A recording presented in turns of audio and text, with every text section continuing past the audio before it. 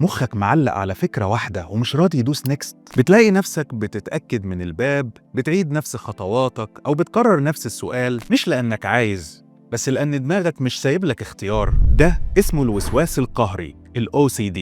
وده مش معناه إنك ضعيف ولا مجنون ولا ناقص إرادة، ده اضطراب معروف في الطب ومتوصف بدقة في كتب الطب النفسي. الفكرة الوسواسية بتدخل فجأة لعقلك، ملحة ومزعجة وغير مناسبة لطبيعتك، والسلوك القهري بيحصل عشان يقلل القلق للحظات، لكن للأسف ده بيغذي الدايرة ويخلي الوسواس يرجع تاني. ال OCD له علاج واضح وفعال. المرحلة الأولى العلاج الدوائي إذا احتاجناه. بنستخدم نوع معين من مضادات الاكتئاب اللي بتشتغل على شبكات عصبية معينة في المخ مسؤولة عن القلق.